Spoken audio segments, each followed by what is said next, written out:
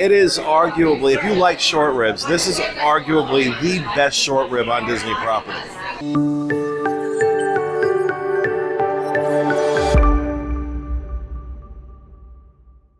Hey everybody, Pete Werner here with this week's Disney Dining Show. Coming to you from Disney Springs, more specifically, Wine Bar George, one of my favorite restaurants at Disney Springs and at Walt Disney World for that matter. So I'm excited to be here. We have a lot of a couple of first timers who haven't eaten here before. Very interested to get their take. So let's check it out. Oh, before we get started, just a reminder, this review, along with all the content we produce on this channel, brought to you by DreamsUnlimitedTravel.com, experts at helping you plan the perfect Disney vacation. So if you like our content, please show your support. Book your next Disney World vacation, Disney Cruise Line, Disneyland, Adventures by Disney. Book it through Dreams Unlimited Travel. Doesn't cost you anything extra, and you get the service of an incredible agent that will be the one waiting on the phone for 6 hours when you need to make a change. And I'm not kidding, that actually happens a lot. So DreamsUnlimitedTravel.com.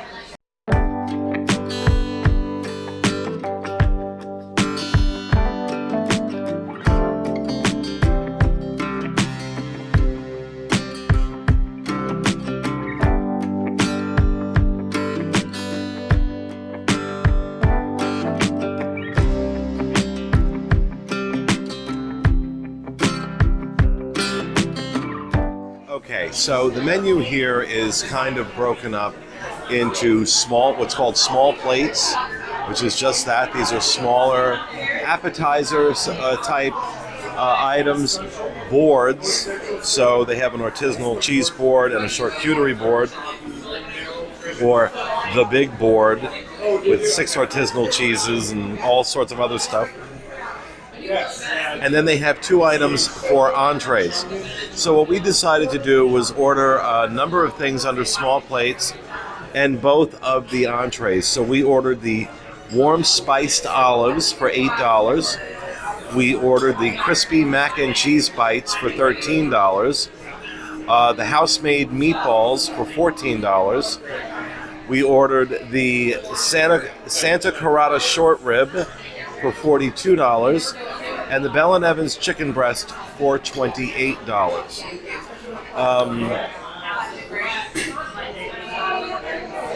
The consistency of this restaurant absolutely amazes me. The short rib, for example. It is arguably, if you like short ribs, this is arguably the best short rib on Disney property. It is absolutely delicious, perfectly cooked, and it is the same every single time I get it. We also ordered the skirt steak under family style plates. That's $76, but $76 of some of the best meat you'll ever try, with a chimichurri sauce on it, some roasted potatoes, broccolini. That skirt steak with that chimichurri sauce melts in your mouth, and is so tender you can almost cut it with a fork. Not completely, but you can almost cut it with a fork. It's so tender. And like I said, melts in your mouth. Now, you have 2 dishes like that, right? That short rib, the flavor just explodes. The skirt steak, absolutely amazing. Then you have the Bell & Evans chicken, which was on a bed of couscous.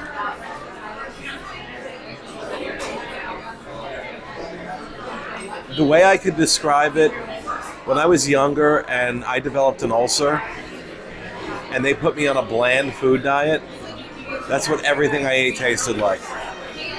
It was bland. There was no seasoning. There was no real flavor to it. The flavor came in the couscous. And I don't know. I feel like the chicken should have been able to stand on its own. It's not that it wasn't well cooked. It was. It just wasn't very good. And if you're going to have dishes like the short rib, if you're going to have dishes like the skirt steak, that chicken needs to stand up against those, and it simply did not. It simply did not. That was my opinion anyway. Of course, the crispy mac and cheese bites, everyone at this table was making noises. And the warm spiced olives are among my favorite. It's just, they're really, really good. They're very, I don't know, something about them that's very comforting. It's a comfort food. But I would never normally think of olives as a comfort food, but these are. But just phenomenal. Just phenomenal. Really wonderful meal. And I think this place is overlooked because of its name. You hear Wine Bar George, and you think it's just basically a wine bar. And you may not know, A, that they serve this food, B, that the food they're serving is this good. So if you're having trouble finding reservations or you're not sure where you want to eat, I would highly recommend you check this place out. It's a great atmosphere, great food, great service. I can't say enough good things about it. These people here eating with them, they're savage. I didn't get to try anything. I'm kidding. Okay, so yeah, the crispy mac and cheese bites, it's exactly what you'd think, but maybe then a little bit better. A deep fried, breaded, I mean, you cut into it and you see it's macaroni and cheese inside, but it's just light still, even though it's like a heavy thing. It's delicious. You have to try one. It's exactly what you think it would be. The meatballs, delicious. They give you 3 meatballs.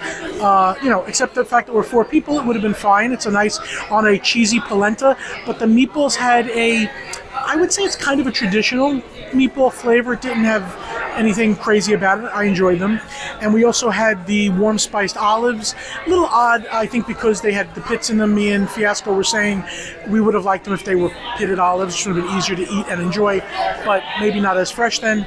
I was surprised. It's Wine Bar George. I didn't think the entrees would be as good as what we received.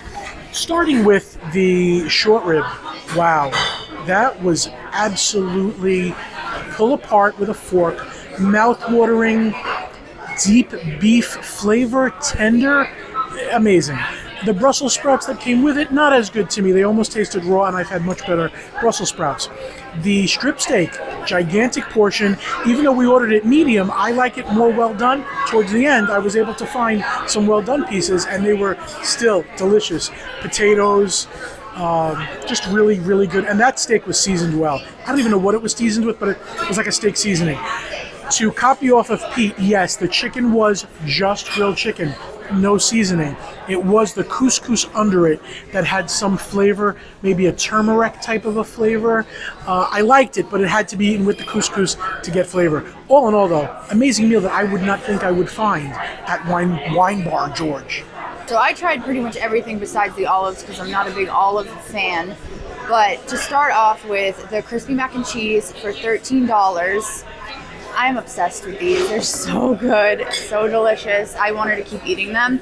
And another thing, so I've had mac and cheese bites before, and not a lot of them are flavorful. This one was bursting with flavor. I noticed that right away. 10 out of 10 would get again. And the house-made meatballs were insanely delicious. They had a little bit of a spice to it, which I liked. So good. And Pete was like, should we order more? Because I really like them that much. I was like, no, let's not do that because we have a lot of food coming out. So I'm glad we didn't. But I'm going to get them again, absolutely. And for all of our meal, because we shared everything, my number one favorite thing all time was the short rib. It was perfect. The flavors were incredible. So tender, so delicious. You can pull it right off your fork. I will get that 100% when we come here, just Corey and I or whatever, for my meal. and the skirt steak. This is not something I would normally order, and I want to order it again, like in 1 hour, and eat it. It was so good. Everyone loved it, and I had no expectations coming into this restaurant because, like the name, Wine Bar George, and we just would always walk by and not really think too much about it. But I'm so pleasantly surprised, and I can't wait to come again, honestly. I was even telling Corey, maybe I'll come here for my birthday dinner this summer. That's what I'm thinking far ahead. I'm thinking, like, I want to come here next week. But everything was delicious. Really, really good, and I can't wait to come back again. I said that like 80 times, but it's true. It's true. All right, so Wine Bar George. This is actually my first time here as well. Never dined here before, but I've heard Pete rant and rave about it, and I thought, well, I've never been here before. We've never put a dining show up here before. We should eat here. And the experience was a little unique right from the get-go. When I made a reservation on My Disney Experience, which of course I haven't done before for this restaurant, they start texting you, which is something unique that other restaurants don't do. You'll get a text the moment you make your reservation being like, hey, thanks for choosing us for your dinner. And then the day of, you're going to get another reminder text, which, that's cool. But on to the food.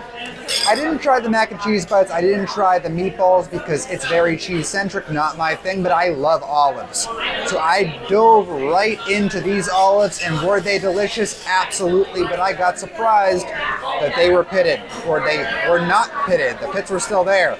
So, buyer beware, you're gonna get pits in those olives. I don't know what the appeal to that is. Panda said that maybe it had something to do with maintaining the freshness, and that does make sense, but they were really good.